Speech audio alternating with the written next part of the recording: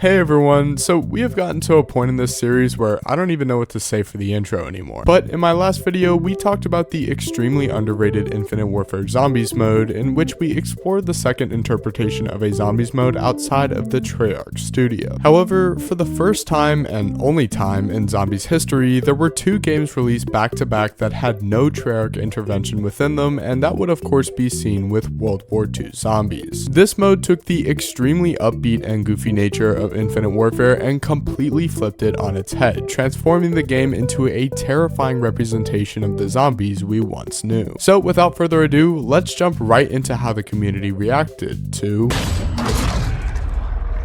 Call of Duty World War II, unlike Infinite Warfare in a lot of ways, was supposed to be the fabled return of the Call of Duty franchise to its roots, as for the first time since World at War in 2008, Call of Duty would be revisiting the World War II period, making it a stark contrast from the futuristic titles fans had been getting consecutively for the past 3 games. So it's safe to say that since this was not going to be a futuristic title, the community surrounding Call of Duty was extremely excited. One thing I immediately saw when looking at forums for this particular game was this poll created by Jim, who was asking if people were excited for boots on the ground gameplay, and yeah, the people in favor of boots on the ground won by a landslide. Trust me, this was not the only post I saw about this. Numerous people acknowledged this within comment sections and Reddit posts that I saw, such as this one by Fila that said this is what the people wanted. I even saw comments under the reveal trailer for the game that said this was a fantastic return to Call of Duty, and I even spotted a comment by YouTuber Merc Music that was in on this idea of Call of Duty. But I just wanted to bring this up because it was so weird, but for the first time ever under the reveal trailer for a game, I saw more people just making up memes rather than actually commenting on their opinions of it, which I just thought was kind of funny. Additionally, this was supported by the fact that the World War II reveal trailer was the second most liked Call of Duty trailer of all time within just 24 hours up to that point, and it had been clear that the people had spoken and that boots on the ground was the more favorable option of gameplay. However,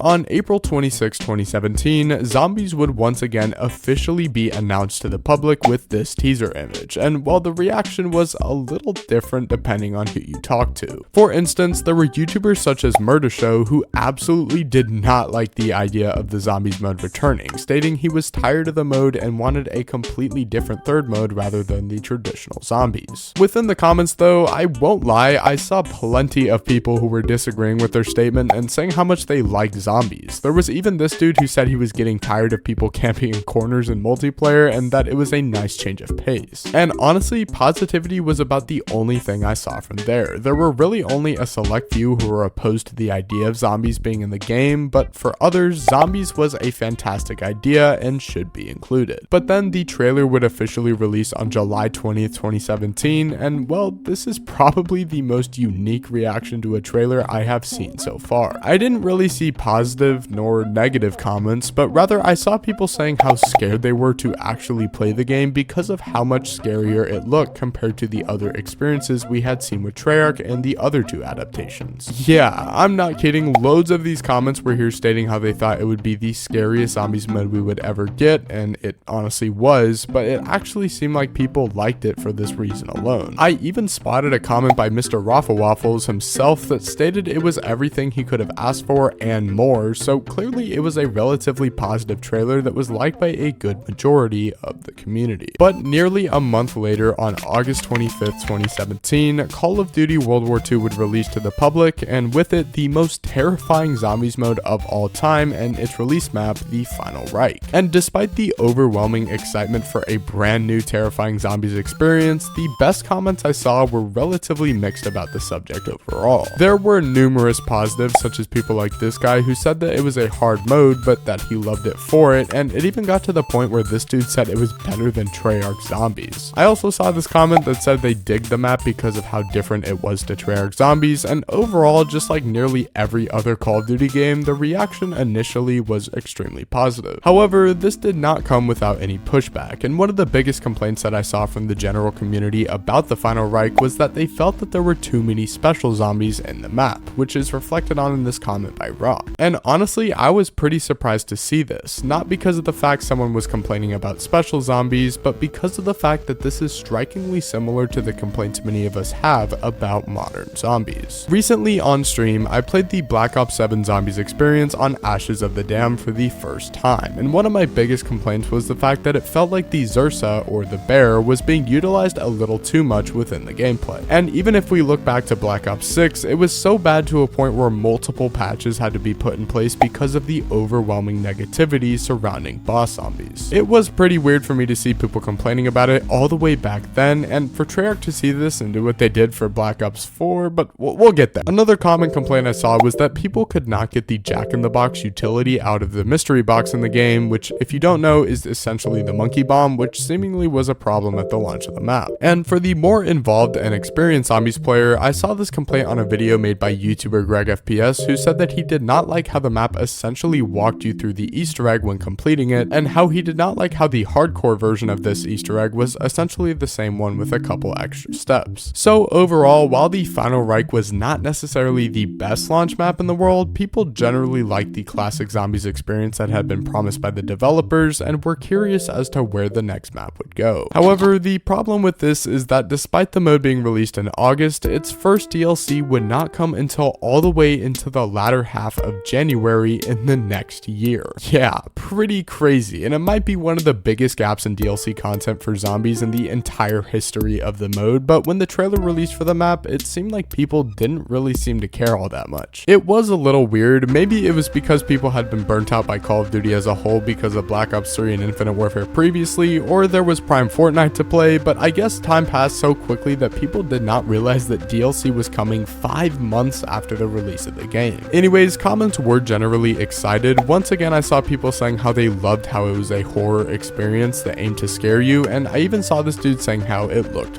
lit. This did not stop the negative comments though, and similar to the sentiment around Infinite Warfare, there were plenty of people saying how they missed Treyarch rather than the zombies being developed by other studios. But anyways, the map would release in late January, and oh boy, this map was received extremely negatively by almost every single party involved. I saw endless people saying how the map was trash, how boring it was, and how it felt like it was ripped straight out of a multiplayer map. I saw comments such as this one by WW2 Wario that said that it was one of the most boring maps he has ever played because of the fact it introduced nothing new to the game whatsoever, and I even saw this guy who said that people should just stick to Overwatch because of how bland the map was. It even got to the point where Mr. Waffle Waffles posted a 32-minute video on a rant strictly about the Darkest Shore and how poor it was, so that should probably say a lot as to how people viewed the map. There were some, if not very little positives, however. I saw a very slim amount of people saying that the map layout was good or that it seemed at least interesting, and YouTuber John Rizzo was additionally positive about the map, stating this in his review video of the map. I'm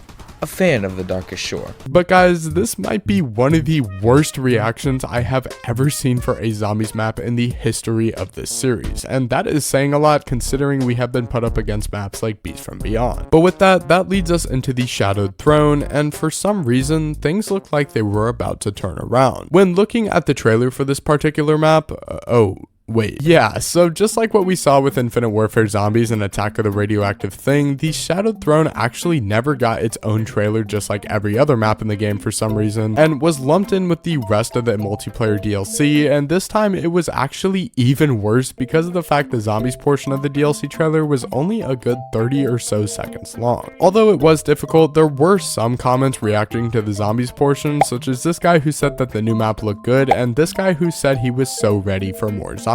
I honestly was kind of surprised to see this because of how negative people were at the end of the last DLC in the Darkest Shore, but it seemed like people were actually relatively excited. And well, when the map released, this sentiment was generally carried over. I saw a bunch of overall positivity for this map in general. I saw this dude saying how it was his favorite content-wise because of how there were little Easter eggs to get things, and I saw this dude who said that it looked a lot like Der Eisendrache in a lot of ways, which was extremely positive. I saw a lot lot of comparisons to WW2 with this map more than anything though, and that was an extremely good thing. It was mentioned in a video by Greg FPS and he rated it an extremely good rating of 9 out of 10, so it is safe to say this map was a general success to a wider community. And even YouTubers like Mr. Waffle Waffles, who mind you had just made a 32-minute rant about the Darkest Shore, said that they would recommend this map and that he liked where the map was going for the rest of WW2 Zombies moving forward. That does not mean there were no negatives however, and in fact I saw a lot of people stating the main complaint that the map was a little small and that the atmosphere was lacking slightly, with this guy even saying he liked the Darkest Shore more, which is a crazy take. But anyways, John Rizzo additionally brings up a point in his video that the special zombie rate was too much for the size of the map, which once again is a problem we are hearing over and over. Overall though, this map was seen in a positive light. I would probably say it is quite literally the WW2 of this game in a literal and metaphorical sense, as it quite literally revived the hype for the game while also being just like WW2 setting wise. But unfortunately, that leads us into the tortured path, and just like its name, it was not fun looking at how people reacted to this map. But before that, let's look at the trailer, which actually got its own trailer outside of the DLC map pack trailer, and while the comments were once again very positive. I saw a bunch of people saying how the aesthetic of the maps alone looked fantastic and that they were excited for the gameplay. I even saw this comment made by the Gaming Revolution that predicted that this would be the best map in the game, and